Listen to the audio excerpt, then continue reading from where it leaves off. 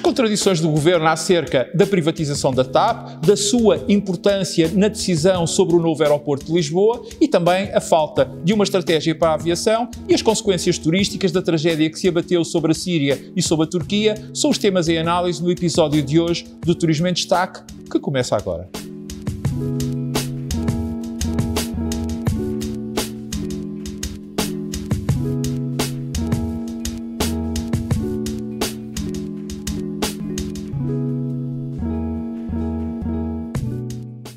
De facto, é óbvio, até para quem não é propriamente um especialista nestes temas da aviação e em concreto no que diz respeito à privatização da TAP e à construção do novo aeroporto de Lisboa, que há aqui, daquilo que nos tem sido dado a observar nos últimos tempos, uma tremenda contradição por parte do governo que pode vir a trazer-nos muitos amargos de boca num futuro não muito longínquo. E, mais até do que amargos de boca, pode vir a revelar-se como um autêntico garrote ao desenvolvimento turístico do nosso país. Mas antes disso, quero aqui felicitar a Confederação do Turismo de Portugal pela ideia do contador que colocou na segunda circular a informar o país daquilo que Portugal perde em riqueza por cada dia que passa, sem decidir, quanto mais ter a funcionar o novo aeroporto de Lisboa, fique ele localizado onde ficar. Não tenho dúvidas em afirmar que esta é a ação mais significativa, com mais impacto e de maior visibilidade que a Confederação do Turismo realizou nos últimos 15 anos.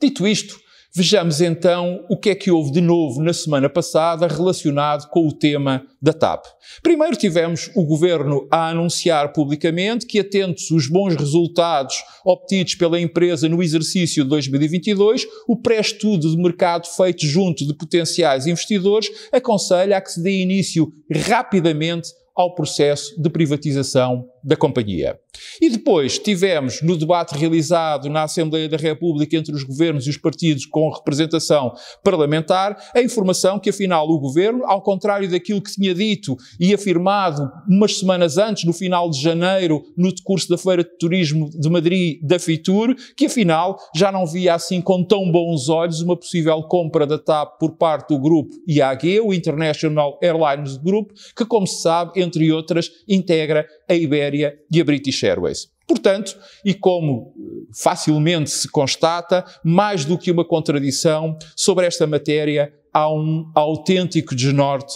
por parte do governo. E porquê? Bem, as razões são mais do que muitas, mas eu destacaria aqui 5, todas elas encadeadas. A primeira razão é porque o governo, e sejamos justos, em abono da verdade, praticamente todos os demais decisores políticos, independentemente da coloração partidária de cada um, ainda não perceberam algo que, quanto a mim, é muito simples e que tenho aqui vindo a repetir quase até à exaustão. É que a decisão do novo aeroporto está íntima e obrigatoriamente ligada ao futuro que se pretende dar à TAP. O que nos conduz à segunda razão, o hub de Lisboa, o qual só existe se houver uma TAP. Não é esta nem outra, é uma qualquer TAP que aí tenha a sua base de operações, pois caso contrário seremos empurrados para uma terceira razão. Isto é, caso a TAP seja comprada por algum dos grupos que mais se fala,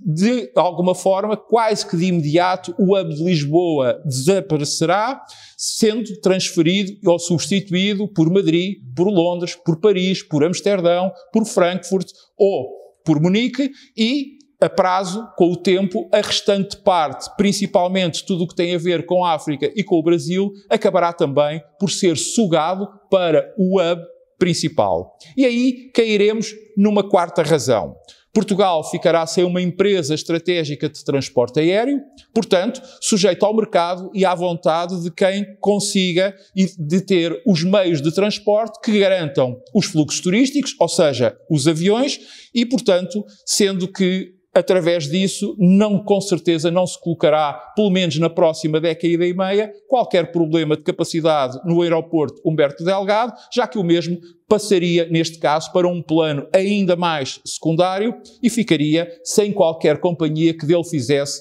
a sua base de operações, ou seja, o seu hub. O que nos deixaria perante a quinta e última razão.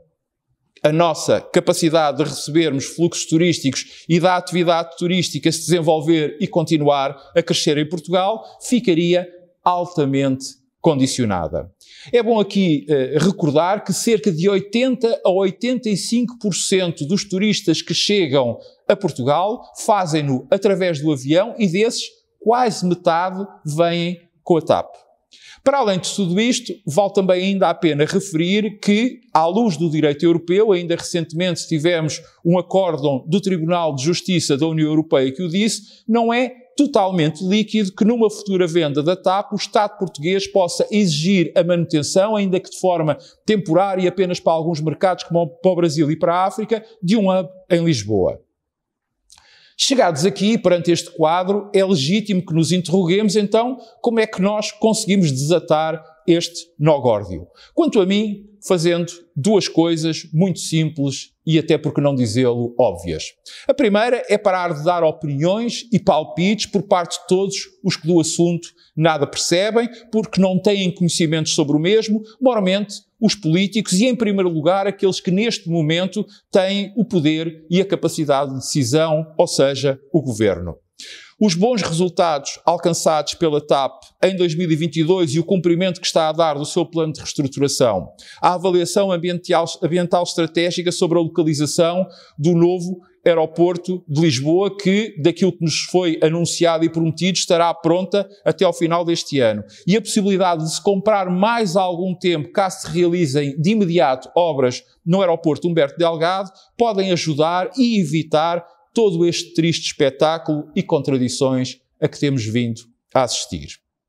E a segunda é aproveitar esse tempo para, de uma vez por todas, definir uma estratégia, uma política para a aviação, desde logo que comece por considerar o setor como parte integrante e peça fundamental da atividade turística. E isto seria dotar o país de algo que há décadas que não tem e que é crucial no mundo atual, vital para a sua economia e estratégico para o seu desenvolvimento turístico. É que tanto a TAP como o novo aeroporto não são mais do que instrumentos dessa política ou dessa estratégia. Portanto, e concluindo, pare-se de uma vez por todas de confundir a árvore com a floresta.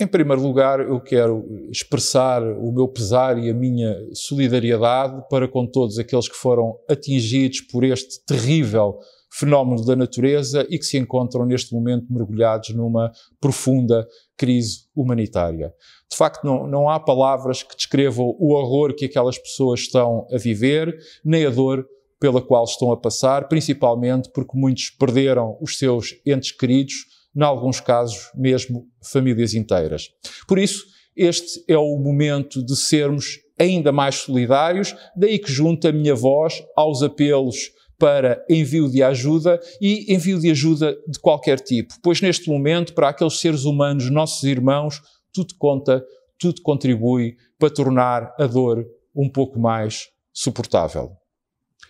Dito isto, vamos então à pergunta, ou seja, quais as consequências turísticas desta catástrofe? Bem, e aqui vale desde logo a pena começar por dizer que estamos sobretudo a falar da Turquia, já que, naquilo que diz respeito à Síria, infelizmente o país há muito que tem estado devastado por uma guerra civil, que agora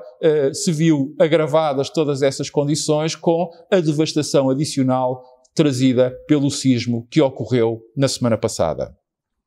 Ora, como se sabe, a Turquia é uma potência turística global, com uma oferta extremamente rica e diversificada, que recebeu, ou se quisermos, que atraiu em 2019 quase 52 milhões de turistas.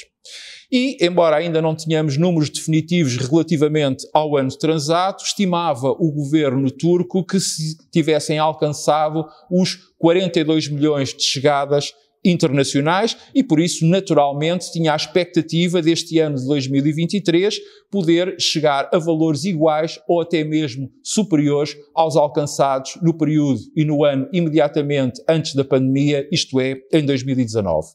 Escusado é dizer que esta catástrofe acabou por deitar por terra todas, ou grande parte, pelo menos, destas esperanças, já que irá provocar uma natural retração dos mercados internacionais.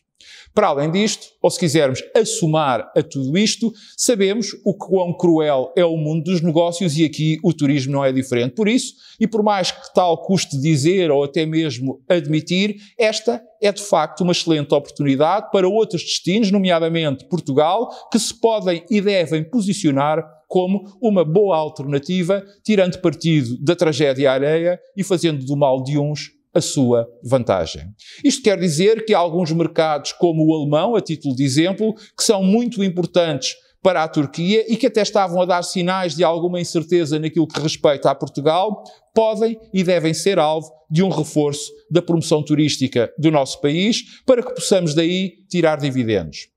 A Grécia, a Itália, Espanha, França, os países do norte da África já estão ou estão prestes a começar a fazê-lo e nós também temos e devemos entrar nessa competição. Em síntese, e neste aspecto não há qualquer contradição, uma coisa é olharmos para a árvore da solidariedade, da humanidade, da fraternidade, da compaixão, pois nenhum de nós está ao abrigo de um dia destes não nos encontrarmos em semelhante posição, e outra coisa bem diferente é a floresta da competição, da batalha feroz pela conquista dos fluxos turísticos internacionais.